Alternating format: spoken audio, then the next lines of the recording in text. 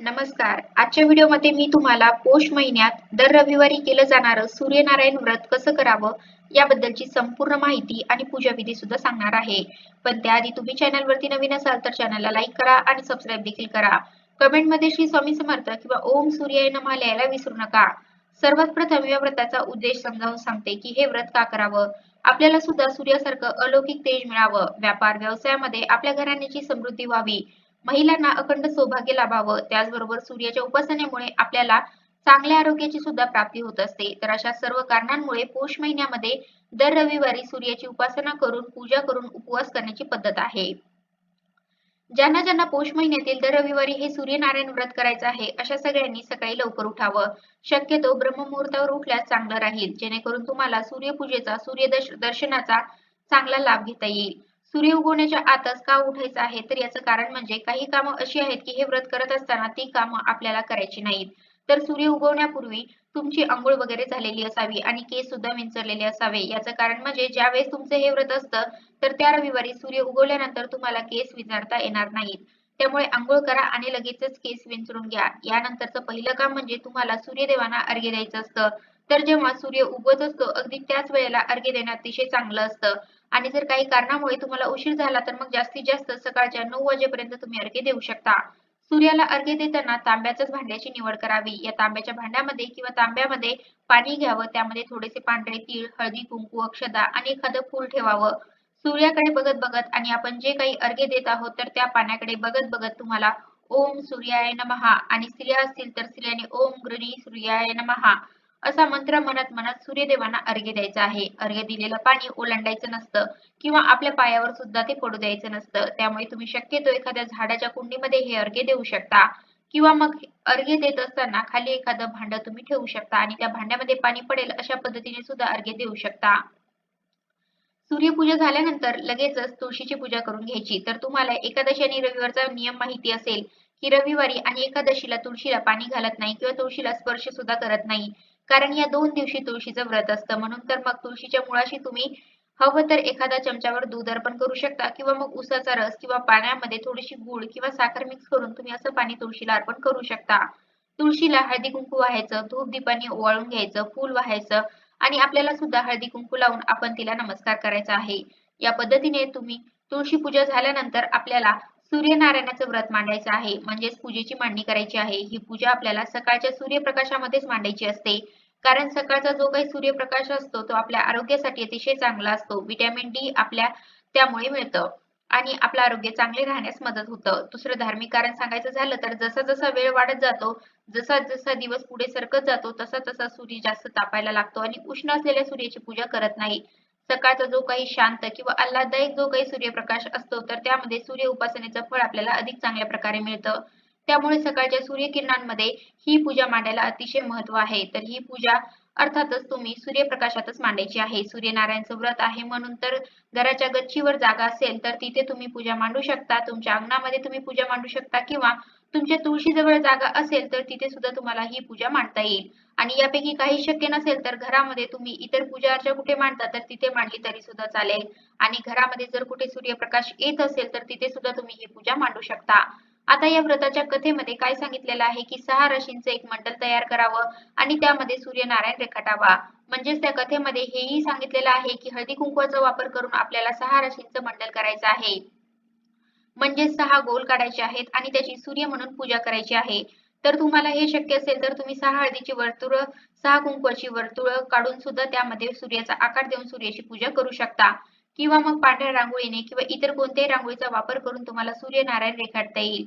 या व्यतिरिक्त तुमच्याकडे सूर्याचे यंत्र असेल, तांब्याचा सूर्य असेल किंवा सूर्याचा फोटो असेल तर तो ठेवून सुद्धा तुम्हाला पूजा करता येईल. त्यानंतर रेखाटलेल्या सूर्यनारायणावरती हळदी-कुंकू वाहून घ्यायचं. तसंही आपल्याला पूजा करताना वाहावंच लागणार होतं आणि जेव्हा आपण पांढऱ्या रांगोळीने एखादी रांगोळी काढतो तर ती तशीच ठेवू नये. तिच्यावर हळदी-कुंकू वाहावं असं सांगण्यात येतं. जरी हे व्रत सूर्यनारायणाचं असलं तरी पण या पूजा मांडणीमध्ये आपल्याला आदित्य रानुबाई काढाव्या लागतात, गायीची पावलं काढावी लागतात. बरेचसे जण चंद्रदेव सुद्धा रेखाटतात रांगोळीने. त्याचबरोबर गणपती बाप्पाची स्थापना आपल्याला करावी लागते. बाळकृष्णाची स्थापना करावी लागते. तर तुम्हाला या पूजा मांडणीमध्ये जे जे काढणं शक्य होईल ते तुम्ही काढू शकता. पण आदित्य रानूबाई आणि गायीची पावलं तुम्हाला काढावीच लागणार आहे. कोणतीही पूजा म्हटलं तर मग त्या पूजेमध्ये आपल्याला सर्वप्रथम गणपती बाप्पाची पूजा करावी लागते.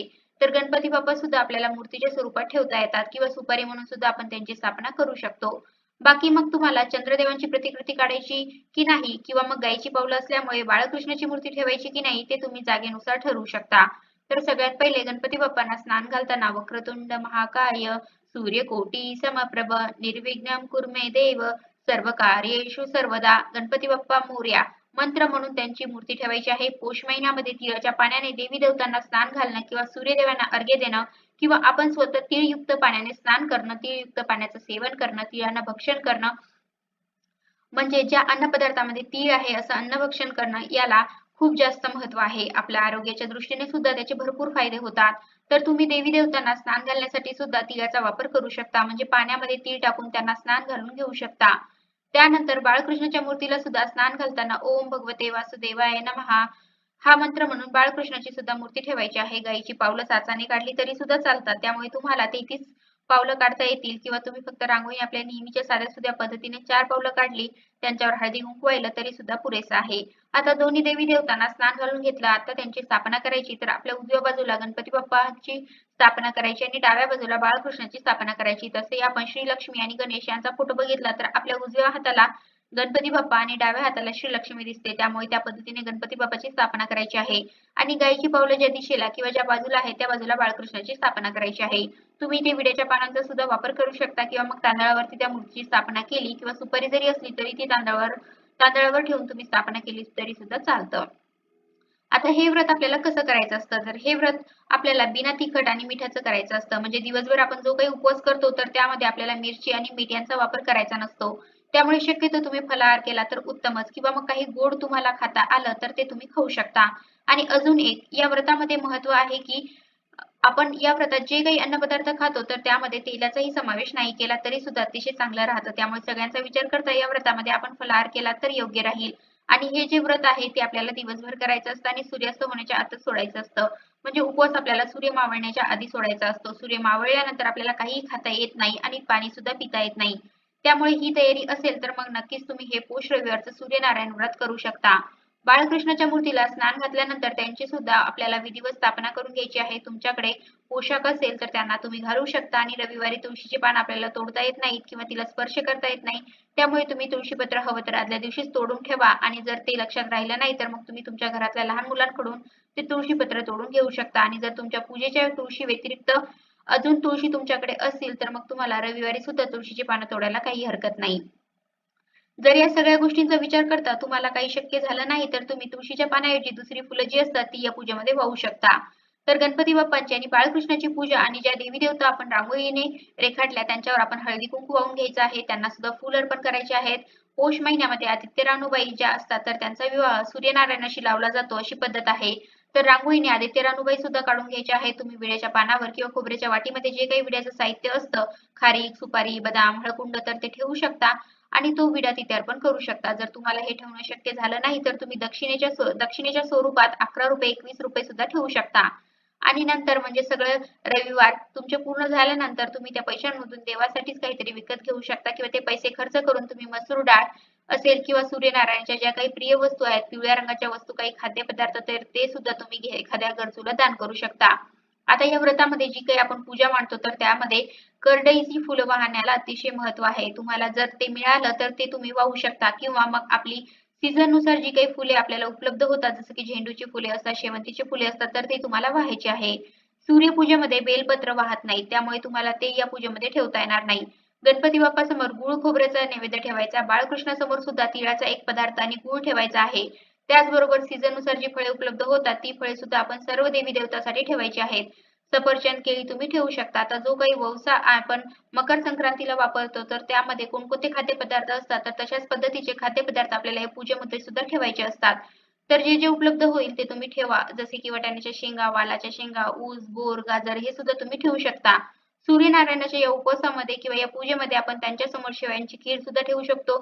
तर सोलापूर भाग असेल किंवा विदर्भ, मराठवाडा असेल तर तिकडे हे व्रत जास्त प्रमाणात केलं जातं. तिथे हा नैवेद्य ठेवण्याची पद्धत आहे आणि जेव्हा आपण संध्याकाळी उपवास सोडतो तर त्यावेळेस किंवा मग सकाळच्या पूजेमध्ये आपण मूग डाळीची खिचडी किंवा त्यासाठी जे काही साहित्य लागतं मूग डाळ, तांदूळ आणि एक वांग ते ठेवण्याची सुद्धा पद्धत आहे. ते सुद्धा तुम्ही ठेवू शकता. आता काही भागामध्ये हे व्रत करण्याची किंवा पूजा करण्याची पद्धत वेगळी आहे. तर त्यामध्ये कापसाचं वस्त्र सुद्धा अर्पण केलं जातं. वेगवेगळ्या प्रकारची फुलं किंवा मग गाठी देऊन लाल पिवळ्या रंगाचा धागा सुद्धा ठेवण्याची पद्धत आहे. तर तुम्ही सुद्धा सर्व देवी देवतांना तुम्हाला जर उपलब्ध झालं तर कापसाचं वस्त्र किंवा मग लाल पिवळ्या रंगाचा धागा तुम्ही गाठी मारून तिथे ठेवू शकता.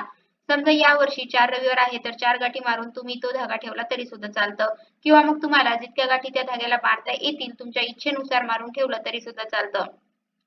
त्यानंतर तुम्ही धूपदीपांनी आपल्याला या पूजा मांडणीला ओवाळून घ्यायचं आहे आणि सूर्याची जी काही 12 नावे आहेत, ती सुद्धा तुम्ही म्हणू शकता किंवा मग स्त्रियांनी गायत्री मंत्राचा जप केला तरी सुद्धा चालतं. या पूजेमध्ये कापूर आरती लावण्याला अतिशय महत्त्व आहे.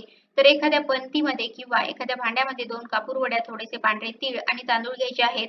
ते प्रज्वलित करायचे आणि या कापूर आरतीने संपूर्ण पूजा मांडणीला ओवाळून घ्यायचं. तुम्हाला मी सांगितलं, की आपल्याला हा उपवास सूर्य मावळायच्या आधी सोडायचा असतो. तुम्ही जर समजा सकाळच्या पूजेमध्ये मुगाची डाळ, तांदूळ आणि वांगं ठेवलेलं असेल, तर संध्याकाळी तेच वापरून त्याची खिचडी बनवू शकता आणि त्याचा नैवेद्य सूर्यनारायणाला दाखवू शकता आणि तुम्हाला जर ते बनवायचं नसेल, तर तुम्ही खिरीचा नैवेद्य दाखवू शकता. थोड्या वेळाने तो नैवेद्य उचलून तोच ग्रहण करून तुम्ही उपवास सोडला तरी सुद्धा चालतं. पण उपवास सोडण्याच्या अगोदर तुम्हाला आदित्य रानूबाईची कहाणी कोणाला तरी सांगायची असते, म्हणजे तुम्ही ती वाचायची किंवा कोणीतरी ती ऐकेल. कोणी जर ऐकायला नसेल, तर तुम्ही देवासमोर बसून जणू काही देवालाच ती कहाणी सांगतायत असं केलं तरी सुद्धा चालतं. जर तुम्हाला वेळेअभावी किंवा इतर काही कारणामुळे ही मोठी कहाणी वाचन किंवा कोणाला ऐकवणं शक्य झालं नाही, तर अगदी एक छोटीशी कहाणी असते. तिला 5 शब्दांची कहाणी किंवा 5 ओळींची कहाणी असं म्हटलं जातं. तर ती तुम्ही सूर्यनारायणासमोर बसवून त्यांना सांगितली तरी सुद्धा चालतं. तर ही कहाणी सांगण्याच्या अगोदर तुमच्या उजव्या हातामध्ये 5 तांदूळ घ्यायचे आणि ती कहाणी म्हणायची. जाई-जुईचा मळा, साता समुद्राचं पाणी. जाई-जुईचा मळा, साता समुद्राचं पाणी. अशी रानूबाई शहाणी, ऐका सूर्यदेवा ही 5 शब्दांची कहाणी. असं म्हटल्यानंतर तुम्ही ते 5 तांदूळ पूजा मांडणीवर वाहून देऊ शकता. काही चुकलं असेल तर त्यासाठी क्षमा याचना करू शकता. यानंतर तुम्ही सूर्यदेवांना खिरीचा नैवेद्य म्हणजे त्यातल्या त्यात शेवयांच्या खिरीचा नैवेद्य किंवा मग जे काही डाळ, तांदूळ, वांगं तुम्ही सकाळी पूजेमध्ये ठेवलं असेल, तर त्याची खिचडी बनवून त्याच्यावर तुपाची धार वगैरे टाकून तो नैवेद्य तुम्ही सूर्यदेवांना अर्पण करू शकता आणि मग नंतर तोच नैवेद्य उचलून तुम्ही तुमचा उपवास सोडला तरी सुद्धा चालतं. किंवा मग तो जो नैवेद्य तुम्ही ठेवलेला आहे, तो तुम्ही दुसऱ्या दिवशी सकाळी किंवा त्याच दिवशी थोड्या वेळाने गाईला किंवा पशुपक्ष्यांना दिला तरी सुद्धा चालतं. शक्यतो संध्याकाळच्या वेळी तुम्हाला पक्षी वगैरे मिळणार नाही, कारण तोपर्यंत सूर्यास्ताची वेळ होत राहील आणि जर तुम्ही सूर्य मावळण्याच्या बराच काळ अगोदर उपवास सोडला, तर मग पक्ष्यांना दिलं तरी सुद्धा चालेल किंवा मग घरातल्या सदस्यांनी तुम्ही वाटून खाल्ला तरी सुद्धा चालतं. हे व्रत करत असताना तुम्हाला दिवसभर काही कापायचं नसतं किंवा कुटायचं सुद्धा नसतं. हा एक नियम तुम्ही लक्षात ठेवा. ही पूजा मांडली तुम्ही दुसऱ्या दिवशी काढू शकता. जसं की रांगोळीने सर्व देवी-देवता काढलेले असतील, तर ती रांगोळी तुम्ही एखाद्या झाडाच्या मुळाशी अर्पण करून द्या. जी काही फळे असतील किंवा खाद्यपदार्थ असतील, तर ती तुम्ही स्वतः खाऊ शकता. भाज्या वगैरे असतील, तर त्यांचा वापर तुम्ही तुमच्या स्वयंपाकामध्ये केला तरी सुद्धा चालेल. बाहेर पूजा मांडली असेल आणि तुम्हाला जर शंका येत असेल, की आपण बाहेर पूजा मांडली होती, तर हे अन्नपदार्थ वापरावे की नाही, तर ते तुम्ही गाईला वगैरे दिले तरी सुद्धा चालतं. कारण या व्रतामध्ये दान करण्याला सुद्धा अतिशय महत्त्व आहे. तर तुम्ही गाईला ते सगळे पदार्थ दान करून देऊ शकता. मूर्ती ठेवल्या असतील तर परत स्नान घालून तुम्ही तुमच्या देवघरामध्ये ठेवू शकता. अशा पद्धतीने तुम्हाला ही पूजा मांडणी काढून घेता येईल. प्रत्येक रविवारी तुम्ही हे व्रत करू शकता आणि ज्यावेळेस एखाद्या रविवारी एखाद्या महिलेला जर मासिक धर्म असेल, तर मग त्या मासिक धर्माच्या वेळी तुम्ही फक्त उपवास करायचा आहे, पूजा करायची नाही. प्रत्येक रविवारी असं व्रत करायचं आणि महालक्ष्मी व्रताप्रमाणे असं नाही, की एखादा रविवार मासिक धर्मामुळे किंवा सुटकामुळे, इतर कारणामुळे जर तुमचा सुटून गेला, तर मग तुम्हाला जास्तीचा रविवार करण्याची अजिबात गरज नाही. जेव्हा पौष महिन्यातला शेवटचा रविवार येईल, त्या दिवशी सुद्धा याच पद्धतीने व्रत करायचं आणि हवं तर एखाद्या सुवासिनी स्त्रीला बोलून तुम्ही तिचा मानपान करू शकता किंवा काहीतरी सौभाग्याची वस्तू तिला भेट म्हणून देऊ शकता. तर अशा पद्धतीने जणू काही या व्रताचं उद्यापन होऊन जाईल. उद्यापन करणं तुमच्या इच्छेवर आहे. नाही केलं तर फक्त 4 रविवार तुम्ही मनोभावे हे व्रत केलं तरी पण सूर्यनारायण तुम्हाला भरभरून पावतील. तर अशा प्रकारे आजच्या व्हिडिओमध्ये मी तुम्हाला पौष महिन्यात दर रविवारी केलं जाणारं सूर्यनारायण व्रत कसं करावं याबद्दलची संपूर्ण माहिती आणि पूजा विधी सुद्धा सांगण्याचा प्रयत्न केला आहे. कसा वाटला तुम्हाला माझा आजचा व्हिडिओ कमेंट करून नक्की सांगा. धन्यवाद.